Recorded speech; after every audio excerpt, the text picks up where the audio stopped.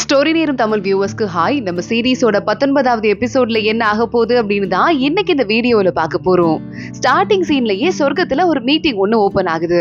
அந்த மீட்டிங்ல மகாராணி வந்து உட்கார்ந்துட்டு, ராஜா முக்கியமான ஒரு வேலையில இருக்காரு, அந்த வேலையை விட்டு லைட்டா நகர்ந்தா கூட இத்தனை வருஷமா அவர் பண்ண வேலையெல்லாம் கஷ்டமாயிடும், அதனால இன்னைக்கு நடக்க போற மீட்டிங்கை நான் தான் பாத்துக்க போறேன்னு சொல்ல, அப்ப அங்க இருக்க பெரியவர் பேசுறாரு, மகாராணி என்னதான் இருந்தாலும் டீமன் கிங் மறுபடியும் திரும்ப வந்துட்டாங்க அப்படின்னா 10,000 வருஷத்துக்கு அவங்களால தவிர்க்கவே முடியாத அளவுக்கு சக்தி அவங்களுக்கு கிடைச்சிரும். இந்த முக்கியமான விஷயத்தை பேசுறதுக்கு ராஜா வரணுமே அப்படின்னு சொல்ல, ஏன் ராஜா வந்தாதான் அதை ஹேண்டில் பண்ண முடியுமா, எனக்கு அது திறமை இல்லைன்னு நினைக்கிறீங்களா அப்படின்னு மகாராணி கேட்க அத்தனை பேரும் வாயை மூடிக்கிறாங்க. இந்த பவர் அப்படி சொல்லலைங்க நாங்க, ஆனா அது ரொம்ப ஹெவியா இருக்கதால திரும்பி வந்துட்டாங்க அப்படின்னா நம்மளால வந்து தவிர்க்க முடியாத ஒரு ஆள் ஆயிடும். அதுவும் இல்லாம எத்தனையோ பேர் நம்ம பாதுகாப்புக்கு அனுப்பணும், அத்தனை பேருமே அதை பார்க்க போனவங்க உயிரோட இல்ல, அதனால அந்த அரக்க கடவுள் திருப்பி வந்தாருன்னா அவரை எப்படி சமாளிக்கிறது நீங்க தான் ஐடியா கொடுக்கணும் அப்படின்னு சொல்ல, கடல் உலகத்துக்கிட்ட தான் அந்த அரக்க கடவுள் வரதுக்கான வாய்ப்பு இருக்கு அப்படின்னு எல்லாரும் சொல்றாங்க. அதனால கடல் உலகமும் இப்ப பயங்கர குழப்பத்துல இருக்கு அப்படிங்கறதால அதையும் சேர்த்து நம்ம தோல்லையே போட்டுக்க வேண்டியிருக்கு. சோ அங்க இருந்து பாதுகாப்பு வேலையை ஆரம்பிங்க அப்படின்னு சொல்ல, சரி ஓகே அப்படின்னு எல்லாரும் அங்க இருந்து கிளம்புறாங்க. இங்க இருந்து தேவதை அப்படின்னு சொல்லிட்டு ஒரு அரக்க லேடி இருந்தால, அவகிட்ட வேகமா நம்ம குன்லுன்னும் அதே மாதிரி லியூயாவும் சேர்ந்து சண்டை போட ஆரம்பிக்கிறாங்க. அந்த லேடி பாத்துட்டு இருக்கா, நீங்க எல்லாருமே 2 பேருமே வந்துட்டு அரக்கனுங்க, உங்களை விட மாட்டேன் அப்படின்னு சொல்லிக்கிட்டு இருக்க. அரக்கனுங்க தான் நாங்க நல்லவங்க, ஆனா உனக்கு அறிவு இருக்கா இல்லையா, அரக்கனுங்கனாலே கெட்டவங்க யார் சொன்னது அப்படின்னு சொல்லிட்டு அங்க குன்லுன்னும் கேட்க ஆரம்பிக்க, இவ இருக்காளே ஒரு சாதாரண ஒரு ஆள், இவ்வளவு உயிரோட விட மாட்டேன் அப்படின்னு மறுபடியும் இந்த லேடி கத்த ஆரம்பிக்கிறா. உடனே குன்லுன் பாக்குறான், அவ இவன் பேசாத, அவங்க சொர்க்கத்துல இருந்து வந்திருக்க இளவரசின்னு சொல்ல, ஒரு நார்மல் நரி தான் அவெல்லாம் எனக்கு ஒரு ஆளே கிடையாதுன்னு சொல்லிட்டு, ஆனா அந்த பொண்ணு என்ன சொன்னா, ஹோங்னி என்னையும் ஒரு ஆத்மான்னு சொன்னா, ஒருவேளை நானும் ஒரு ஆத்மாவா இருப்பேனோ, அப்படிலாம் இருக்க கூடாது, நான் ஒரு ஆத்மா கிடையாது அப்படின்னு கத்திக்கிட்டே இருக்கா. நீயும் ஒரு ஆத்மா இருக்கிறது தான் எனக்கு வாய்ப்பு இருக்கு, ஆனா நீயே உன்னை ரொம்ப நல்லவ கடவுள்னு நினைச்சிட்டு அடுத்த ஆத்மாக்களை கொண்டுட்டு இருக்க, உன் இனத்தையே நீ கொண்டுட்டு இருக்க அப்படின்னு சொல்ல, இல்ல கிடையாது நான் கிடையாது அப்படின்னு சொல்லிட்டு அந்த லேடி பயத்துல ஒரு மாதிரி கில்ட்டியில வெடிச்சு செதறிடுறா. அவ வெடிச்சு செதறினதுமே அவளுக்குள்ள சிறை வைக்கப்பட்டிருந்த நம்ம லூஜு வெளியே வந்துடுறான். ஹே லூஜு வந்துட்டான்ப்பா அப்படின்னு 2 பேரும் ஓடி போய் தூக்குறாங்க. லூஜுவோட பாடி வீக்கா இருக்கு, மயங்கி போத்துன்னு அந்த இடத்துலயே விழுந்துடுறான். இங்க நம்ம ஹோங்னி ஜின்ஷு 2 பேரும் உள்ள போனாங்கல்ல, ஹோங்னியை காப்பாத்திட்டு நம்ம ஜின்ஷு உனக்கு ஒன்னும் ஆகலன்னு கேட்க, என் மேல உங்களுக்கு எக்ஸ்ட்ராவா பாசம் இருக்குதானே அப்படின்னு ஹோங்னி கேட்டுட்டு இருக்கா. இல்ல அப்படிலாம் ஒண்ணும் இல்ல அப்படின்னு நம்ம ஜின்ஷு சொன்னதும், நான் உங்ககிட்ட சில வார்த்தை எல்லாம் சொல்லணும், தயவு செஞ்சு திரும்பாதீங்க, அந்த பக்கமே திரும்பி நில்லுங்க, காதெல்லாம் சரி வராது எனக்கு அப்படின்னு தான் நினைச்சிட்டு இருந்தேன், ஆனா உங்களை பார்த்ததுக்கு அப்புறமே என் மனசுல கொஞ்சம் கொஞ்சமா ஆசை வர ஆரம்பிச்சது, ஆனா அப்பயும் நீங்க எங்கேயோ இருக்கீங்க நான் எங்கேயோ இருக்கேன், அதனால நான் திரும்ப போயிடணும்னு நினைச்சேன், ஆனா இப்ப நீங்க என் மேல காட்டுற பாசத்தை பார்க்கும்போது இதை சொல்லாம போறதுக்கு எனக்கு மனசே இல்ல, நீங்க தான் என்ன சின்ன வயசுல இருந்து காப்பாத்துனதுன்னு எனக்கு தெரியும், ஒருவேளை நான் உங்க போன ஜென்மத்துல சம்மந்தப்பட்டிருப்பேனோ, நீங்க உண்மையாவே என் மேல பாசமா இருக்கீங்களோ அது எனக்கு தெரியாது, ஆனா நான் உங்களை லவ் பண்றேன் அப்படின்னு சொல்லிட்டு அவ மனசுல இருக்கிறது எல்லாத்தையும் சொல்லிட, ஜின்ஷு திரும்பி பாக்குறான், உன்னை நான் பத்திரமா காப்பாத்தணும், இது என்னோட ப்ராமிஸ், இது என்னைக்குமே யாரும் மீற விட மாட்டேன் அப்படின்னு சொல்லிட்டு நம்ம ஹோங்னியை கட்டி பிடிச்சுக்கிறான். ஹோங்னி ஷாக் ஆயிட்டு என்ன பண்றதுன்னு தெரியாம அவளும் ஜாலியா கட்டி பிடிச்சிட்டு இருக்கா. இங்க பார்த்தா மறுபடியும் நம்ம ஹோங்னிக்கு நம்ம ஜின்ஷு கிஸ் பண்ண ஆரம்பிக்கிறான். ஹோங்னிக்கு ஷாக்கிங்கா தான் இருக்கு ஃபர்ஸ்ட், ஆனா அவளும் சேர்ந்து சிரிக்க ஆரம்பிக்கிறா. இங்க கரெக்டா நம்ம ஹோங்னி ஜின்ஷு 2 பேரும் கிளம்பி குன்லுன் எங்க இருக்கானோ அந்த இடத்துக்கு வந்துற, லூஜு உடம்பு முடியாம இருக்கிறது தெரியுது. மறுபடியும் நம்ம ஜின்ஷு உடம்புல இருந்து சக்தி இறக்கி லூஜுவை காப்பாத்த ஆரம்பிக்கிறான். சரி வாங்க கிளம்பலாம் அப்படின்னு ஜின்ஷு கையை பிடிச்சிட்டு ஹோங்னி அங்க இருந்து கிளம்ப, நான் தான் மாஸ்டர் கையை பிடிச்சுப்பேன் அப்படின்னு வேகமா குன்லுன் பிடிக்கிறான். உடனே ஜின்ஷு ஒரு முறைச்சு பார்க்க, அவ்வளவுதான் அங்க இருந்து கிளம்பி ஓடி போயிடுறான் குன்லுன் லூஜுவை காப்பாத்திட்டு.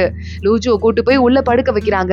சரி ஓகே அப்படின்னு சொல்லிட்டு அந்த பக்கமா நம்ம ஜின்ஷு கிட்ட பேசுறதுக்காக லூயாவும் வந்திருக்கா. லூயா வந்த பக்கம் ஹோங்னி திரும்ப போனதுக்கு அப்புறமா, அந்த பொண்ணை பாத்துக்கிறதுக்காக தான் இங்க வந்தீங்களா, உங்களுக்கு எப்படி எல்லாமே ஞாபகம் இருக்குன்னு சொல்ல, அவ ஆத்மா ரொம்ப கஷ்டப்படுது, நானும் இங்க வரல அப்படின்னா அவ ரொம்ப ரொம்ப இந்த இடத்துல கஷ்டப்பட்டுருவா, அதுக்காக தான் வந்திருக்கேன்னு சொல்ல, பல்லாயிரக்கணக்கான வருஷமா நாங்க சேர்த்து வச்ச அந்த அதிசய மணியை இவகிட்ட கொடுத்துருக்கீங்க, ஒரு சாதாரண பொண்ணுக்கு, அது ஒரு அரக்க பொண்ணுக்கு, என்னைக்குமே நாங்க உங்களை மன்னிக்கவே மாட்டோம் அப்படின்னு சொல்ல, உங்களுக்கு நான் கடமைப்பட்டிருக்கேன், சீக்கிரமா அதை நான் திரும்ப அடைச்சிருவேன் அப்படின்னு ஜின்ஷு சொல்றான்.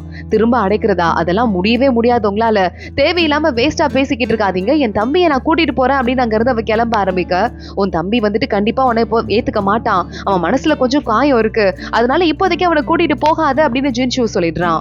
அதுவும் கரெக்ட் தான், என் மேல கோவமா இருப்பான், நான் பாத்துக்கிறேன், ஆனா அவனை பாத்துக்க வேண்டிய வேலையாவது உருப்படியா பாருங்கன்னு சொல்லிட்டு அங்க இருந்து கிளம்பி போயிடுறா லூயா.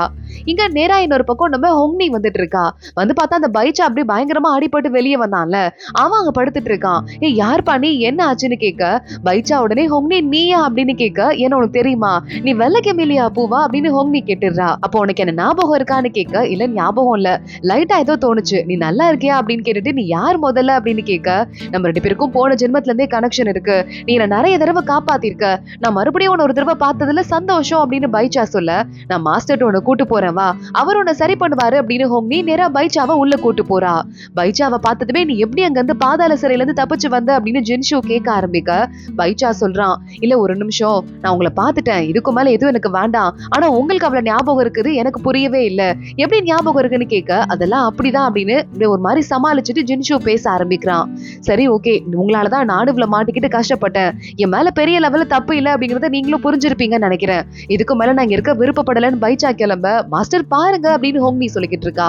நீ உடம்பு சரியாகிற வரைய இங்கே ரெஸ்ட் எடுத்துட்டு கிளம்பலாம் அப்படின்னு ஜின்ஷு சொன்னதும் ஹொங்னி ஹாப்பி ஆயிடுறா. இங்க மறுபடியும் இந்த ஊரை விட்டு கிளம்புறதுக்காக லூயா வந்துகிட்டு இருக்கா. அந்த பக்கம் பின்னாடியே கொன்லுன் வந்து, நான் உன்னை வெளியே அனுப்பதுக்கு ஹெல்ப் பண்ணவான்னு கேட்க, நீ ஒண்ணும் பண்ண வேண்டாம், எனக்கே கிளம்புறதுக்கு தெரியும் அப்படின்னு சொல்லிட்டு அங்கிருந்து லூயா போயிடுறா. ஜின்ஷு மறுபடியும் வெயிட் பண்ணி பாத்துக்கிட்டு இருக்கான். அங்கிருந்து இவன் தாங்கவே முடியல, அசிஸ்டன்ட் கூப்பிட்டு விட்டுறான். அசிஸ்டன்ட், இப்ப எதுக்கு சார் என்ன கூப்பிட்டு விட்டீங்க, நிறைய வேலை இருக்கு, ராஜா வேற ரொம்ப பிஸியா இருக்காருன்னு சொல்ல, நான் சொர்க்கத்துக்கு போகணும், எனக்கு ஒரு முக்கியமான வேலை இருக்கு, அதுவரை நீ இங்க இருந்து பாத்துக்கோன்னு சொல்ல, உடனே நம்ம ஜின்ஷுவோட காலை பிடிச்சு தயவு செஞ்சு அதை மட்டும் பண்ணிடாதீங்க, பெரிய ஆபத்தாயிடும் அப்படின்னு அசிஸ்டன்ட் கெஞ்ச ஆரம்பிக்கிறான். கரெக்டா ஹொங்னியோட குரல் வெளியே மாஸ்டர்னு கேக்குது. போய் ஒளிஞ்சுக்கோ அப்படின்னு ஜின்ஷு வேகமா அசிஸ்டன்ட ஒளிய வச்சுட்டு பூக்குள்ள ஒளிஞ்சதுமே உள்ள வர சொல்றான் ஹொங்னிய. ஹொங்னி, உங்களுக்கு உடம்பு முடியல, அதான் நான் சூப் கொண்டு வந்துட்டு இருக்கேன், இதை சாப்பிடுங்க அப்படின்னு ஊட்டி விட ஆரம்பிக்கிறா. ஆனா அதை பார்த்துட்டு அவனுக்கே ஒரு மாதிரி கூச்சமாயிடுது. நானே குடிச்சுக்கிறேன் அப்படின்னு வாங்கி குடிச்சிடுறான். ஒருவேளை அவர் லவ் பண்ண ஆளு இந்த சிவப்பு கெமிலியா நம்மளா இருப்போமோ அப்படின்னு ஹொங்னிக்கு லேசா ஒரு தாட் வருது. நான் ஊட்டி விடுறது உங்களுக்கு பிடிக்கலையா, வேற யாரையாவது அனுப்பவா நான் உள்ள அப்படின்னு கேட்க, இல்ல அதெல்லாம் இல்ல, இதெல்லாம் எனக்கு பழக்கமாகல, டிஃபரெண்டா இருக்கு அப்படின்னு ஜின்ஷு வலிஞ்சுக்கிட்டே அசிஸ்டன்ட் இருக்க இடத்த பார்த்து சொல்லிக்கிட்டே இருக்கான். சரி ஓகே, அப்ப நான் கிளம்புறேன் அப்படின்னு சொல்லிட்டு ஹொங்னி கிளம்ப ஆரம்பிக்கிறா.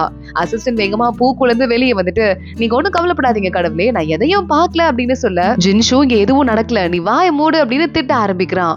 இங்க மறுபடியும் நம்ம லூஜு கிளம்பி போயிட்டு இருக்க, பின்னாடியே போயிட்டு இருக்கா லூயா. இவன்ட்ட எப்படியாவது பேசணும் அப்படின்னு, நான் வெளியே போனேன், என்ன வெளியே வரைய டிராப் பண்ண முடியுமான்னு கேட்க, என்னதுக்கு விடுற, அதான் அந்த பின்னாடி கொன்லுன் வரான் பாரு, அவன் தானே உன் ஃப்ரெண்டு, அவன் கூட போ அப்படின்னு லூஜு கிளம்பி போயிடுறான். இங்க மகாராணி கிட்ட மறுபடியும் ஆளுங்க வந்துகிட்டு இருக்காங்க. ராஜா இருக்காரு, நம்ம மகாராஜா கிளம்பி இந்த அதிசய புத்தகம் இருக்குல்ல அந்த இடத்துக்கு தான் போயிருக்காருன்னு சொல்ல, அதானே எனக்கு தெரியும், அவர் அடங்க மாட்டாரு, சரி பாத்துக்கலாம் அப்படின்னு சொல்லிட்டு மகாராணியும் சொல்லிக்கிட்டு இருக்கா. கரெக்டா அப்பன்னு பார்த்து நம்ம ஜின்ஷு அங்க போறான். அந்த மாய புத்தகத்துக்கிட்ட ஹொங்னி கிட்ட இருந்து உண்மையாவே அரக்க சக்தி வருதா அப்படின்னு கேட்க, ஆமா அப்படின்னு அந்த புத்தகம் பதில் சொல்லுது. அவளை எப்படி நான் காப்பாத்துறது அப்படின்னு கேட்க, ஒரு வளையலோட அந்த புத்தகம் காட்டுது, இதை போட்டு விட்டேன்னா அந்த பவர் அவகிட்ட இருந்து வெளியே வராம தடுத்து நிறுத்தலாம் அப்படின்னு. ஜின்ஷு பார்த்துட்டு நன்றி அதிசய புத்தகமே அங்க இருந்து கிளம்பி போயிடுறான். ஆனா அங்க வந்து பார்த்தா சொர்க்கத்து ராஜா தான் இவ்வளவு நேரமா அந்த புக்கை ஹேண்டில் பண்ணிட்டு இருந்தது. சொர்க்கத்து ராஜா, இனிமே நீ என்ன பண்ண போறேன்னு பாக்குறேன் அப்படின்னு பாத்துட்டு இருக்கான். எங்க ஜின்ஷு மறுபடியும் இந்த உலகத்துக்கு வந்துட்டு எல்லா ஸ்டூடெண்ட்ஸையும் பார்த்து, லூஜு செம்மையா வேலை பார்த்திருக்கான், அதனால அவனுக்கு ஒரு பிரைஸ் கொடுக்க போறேன், அந்த லேடியோட அட்டாக்க தாங்குறது மட்டும் இல்லாம கான்சியஸா இழக்காமலே இருந்திருக்கான், கெட்ட வழியில போகாமலே இருந்திருக்கான் அப்படின்னு ஒருத்தங்களுக்கும் பாராட்டி ப்ரமோஷன் கொடுத்துட்டு இருக்கான். பூச்சுக்கு கூட இதுக்கு மேல நீ ஃபுல் டைம் ஸ்டூடெண்டா இருக்கலாம், அது மட்டும் இல்லாம உனக்கு படிக்கிறதுக்காக சாத்தானுங்களா இருக்குல்ல அந்த ஜெயிலுக்கு நீ வந்துட்டு வாட்ச்மேனா வேலைக்கு போ, அங்க இருக்கிற சாத்தான்கள்லாம் கொஞ்சம் கொஞ்சமா படிச்சதுக்கு அப்புறம் அதை எப்படி வேட்டையாடுறதுன்னு உனக்கு சொல்லி தரேன்னு சொல்ல, பூச்சு ரொம்ப ஹாப்பி ஆயிடுறான். ஹொங்னி பார்த்துட்டே இருக்கா, நமக்கும் ஏதாவது கிடைக்கும் அப்படின்னு. ஆனா நம்ம ஜின்ஷு அவளை பார்த்துட்டு சிரிச்சுட்டே வேணும்னே அவளை பத்தி வாலண்டியரா எதுவும் பேசாம விட்டுறான். ஜின்ஷு சிரிச்சிட்டு இருக்கான் சோகமாகன ஹொங்னிய பார்த்து. ஹொங்னி நேரா வெளியே இருக்கிற கமிலியா செடிக்கிட்ட வந்து, நீ என்னதான் இருந்தாலும் ஒரு அரக்கி, ஆனா நான் மனுஷி, உன்னோட நான் பெட்டர் தானே அப்படின்னு கேட்டுட்டு இருக்க. அங்க நம்ம ஜின்ஷு வரான், கையில இருக்கிற கொடையை தூக்கி போட்டுட்டு கொடையே இல்லாத மாதிரி ஹொங்னியோட கடையை வாங்கி நின்னுட்டு இருக்கான். இங்க என்ன பண்ணிட்டு இருக்கன்னு, இந்த கெமிலியா பூ லைட்டா பார்க்க சுமாராதான் இருக்கு அப்படின்னு நம்ம ஹொங்னி சொல்ல, ஜின்ஷு சிரிச்சுக்கிட்டே, நான் உன்னை ஏன் தெரியுமா இங்க தங்க விட்டுருக்கேன், இங்க பாரு உன்னை ஃபோர்ஸ் பண்ண முடியாது வெளியே போன்னு, ஆனா நீ வெளியே போனா ஆபத்துல மாட்டிக்கிட்டியோன்னு எனக்கு பயமா இருக்குன்னு ஜின்ஷு சொல்ல, அப்ப பாவப்பட்டுதான் என்ன தங்க விட்டுருக்கீங்களா அப்படின்னு ஹொங்னி கேக்குறா. உன்னை பாத்துக்க வேண்டியது என்னோட பொறுப்பு அப்படின்னு சொல்லிட்டு அவளுக்கு ஒரு வளையல கிஃப்டா கொடுக்குறான். இந்த வளையல் ரொம்ப அழகா இருக்கு அப்படின்னு சொல்ல, இதை நான் வந்து உனக்கு பாசத்துல கொடுக்கறதா நினைச்சுக்கோ, இது எப்பவுமே நீ பக்கத்துல வச்சுக்கணும்னு சொல்ல, ஹொங்னி அதை கையில போட்டுக்கிறா. இங்க மறுபடியும் நம்ம கொன்லுன்னும் லூயாவும் பேசிக்கிட்டு இருக்காங்க. அம்மா நீ எதுக்காக இங்க வந்த, என்ன நீ கிளம்பி இருக்கணுமே அப்படின்னு கொன்லுன் கேட்டுட்டு, நான் வரதா உனக்கு கூட வரது உனக்கு பிடிக்கலையேன்னு சொல்ல, அப்படி கிடையாது, நான் கிளம்ப போறேன் இந்த ஊரை விட்டு, நீ எனக்கு நிறைய ஹெல்ப் பண்ணிருக்க, அது சொல்லிட்டு போலான்னு தான் வந்தேன்னு சொல்ல, இருந்தாலும் வந்துட்டு என்ன நீ ரொம்ப கேவலமா நடத்துற, சரி ஓகே இங்க நீ கிளம்பி போ அப்படின்னு கொன்லுன் சொல்லிடுறான். அங்க இருந்து லூயா கிளம்பும் போது கண்டிப்பா நீ ஞாபகம் வந்ததுக்கு அப்புறமா என்ன புரிஞ்சுக்குவ அப்படின்னு சொல்லிட்டு ரொம்ப சோகமா கிளம்பி போயிடுறா. குன்லூன் குடிச்சுக்கிட்டே பயங்கர சோகத்தோட போயிட்டு இருக்க. மத்த ஃப்ரெண்ட்ஸ் எல்லாம் பார்த்துட்டு பார்ட்டி பண்ணிக்கிட்டு இருக்காங்க. பாரு இவன் கொஞ்ச நாளே காதல விழுந்துட்டு ஃபீலிங்ஸ் வேற விட்டுக்கிட்டு இருக்கான்னு மத்தவங்க எல்லாம் கிண்டல் பண்ணி சிரிக்க ஆரம்பிக்கிறாங்க. இங்க நம்ம பூச்சு வேற எனக்கும் கொஞ்சம் கவலையா தான் இருக்கு. எனக்குன்னு பாரு வாழ்க்கையில யாருமே இல்ல அப்படின்னு சொல்லிட்டு பூச்சு ஒரு பக்கம் ஃபீல் பண்ணிக்கிட்டு இருக்கான். இங்க இந்த பைச்சா பாத்துட்டு இருக்கான். எல்லாரும் சிரிச்சு சந்தோஷமா இருந்துட்டு இருக்கீங்களா, விட மாட்டேன்டா ஒருத்தனையும் அப்படின்னு மனசுக்குள்ளேயே இப்படி கங்கணம் கட்டிக்கிட்டு இருக்கான்.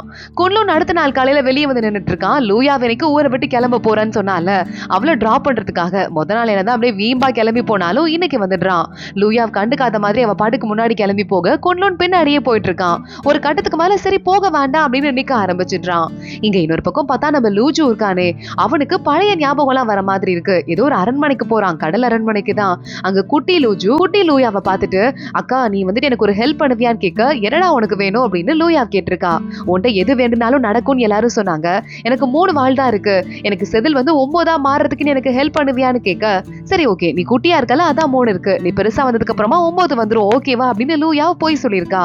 ஆனா நம்ம லூஜு பார்த்துட்டு இல்ல வேண்டாம் நம்பாதீங்க அவன் போய் சொல்றாங்க, உனக்கு வளரவே வளராது அப்படின்னு லூஜு பயங்கரமா கத்த ஆரம்பிக்க லூயா அவனை எழுப்புறா. நீ என்ன பண்ணிட்டு இருக்க, ஏன் கத்திட்டு இருக்கன்னு. அம்மா நம்ம எங்க வந்திருக்கோம், நான் எப்படி இந்த இடத்துக்கு வந்தேன் அப்படின்னு லூஜு கேட்டுட்டு இருக்கான். உன் குரலை கேட்டு நான் அந்த பக்கம் வந்தேன் அப்படின்னு சொல்ல, இல்ல நீ எனக்கு ஒரு ஹெல்ப் பண்ணுவியா, என்ன வெளியே டிராப் பண்ணுவியா அப்படின்னு கேட்க, சீக்கிரமா நான் டிராப் பண்றேன், அதுக்கப்புறம் நான் ஜின்ஷு சார் கிட்ட போகணும், என் மாஸ்டர் கிட்ட போகணும் அப்படின்னு சொன்னதும், அப்படியா உனக்கு ரொம்ப பிடிச்சிருக்கா, ஒரு வேலை இந்த இடத்த விட்டு உனக்கு போக சொன்னா என்ன பண்ணுவேன்னு லூயா கேட்க, மாஸ்டரே என் துரத்துனா கூட நான் போக மாட்டேன், அம்மா உனக்கு அடிபட்டுருச்சா என்ன, நான் போய் உனக்கு முதல்ல மருந்து வாங்கிட்டு வரேன் அப்படின்னு அங்க வந்து லூஜு கிளம்பி போறான். லூயா கிட்ட ஷேடோ வந்துடுறான். பார்த்தெல்லாம் இந்த இடத்துல ரொம்ப இன்வால்வ் ஆயிட்டான். இப்ப நான் கூப்பிட்டா கூட நான் யாருன்னு தெரிஞ்சா கூட அவனுக்கு ஹர்ட் ஆகும்னு நினைக்கிறேன், சோ நான் சொல்லாமலே போறேன் அப்படின்னு மனசுக்குள்ளேயே சொல்லிக்கிட்டு இருக்கா லூயா. இங்க பைச்சாவை பாக்குறதுக்கு ஹோங்னி மறுபடியும் வந்துடுறா. உன் உடம்ப நான் செக் பண்ணி பார்க்கவான்னு கேட்க, இல்ல பரவாயில்ல அப்படின்னு பைச்சா சொல்லிடுறான். கரெக்டா அப்ப ஜின்ஷு வர, நீங்க அவனை பாத்துக்கோங்க மாஸ்டர், நான் ஒரு முக்கியமான வேலையை பார்த்துட்டு வரேன் அப்படின்னு அங்க வந்து ஹோங்னி கிளம்பி போக, அங்க பைச்சா பாத்துட்டு இருக்கான். ஜின்ஷு போயிட்டு அவகிட்ட போன ஜென்மத்து கதையெல்லாம் நீ சொல்ல தேவையில்லை, அவ இந்த ஜென்மத்துல மனுஷியா இருக்கான்னு சொல்ல, உங்களை மாதிரியே என்னை ஏமாத்த சொல்றீங்களா, இப்ப அவ இருக்கிற நிலைமைக்கு நீ தான் காரணம், அதை சொல்லாம நீ அவளை ஏமாத்திக்கிட்டு இருக்க, அது மட்டும் இல்லாம உன்னை மறுபடியும் உண்மை தெரிஞ்சு அவ திரும்பி பாப்பாலாங்கிறத யோசிச்சுட்டு அப்புறம் எதுவா இருந்தாலும் பண்ணுன்னு பைச்சா சொல்ல, உன் வேலையை மட்டும் பாரு, மத்தபடி பெருசா வேலையில கண்டுக்காத புரியுதா, உடம்பு சரியானது இங்க கிளம்பி போயிடு அப்படின்னு சொல்லிட்டு ஜின்ஷு அங்கிருந்து போக, உன் பொய்ல இருந்து அவளை காப்பாத்தாம விட மாட்டேன் அப்படின்னு பைச்சா மனசுக்குள்ள நினைக்கிறான். அதோட தான் இந்த எபிசோட் முடியுது. அடுத்தடுத்து என்ன ஆக போகுது தொடர்ந்து பார்க்கலாம். இந்த வீடியோவை லைக் பண்ணிக்கோங்க, மறக்காம நம்ம சேனலுக்கு சப்ஸ்கிரைப் பண்ணிட்டு பெல் ஐக்கானையும் கிளிக் பண்ணிக்கோங்க. அடுத்த வீடியோல பார்க்கலாம். அது வரைய பாய்.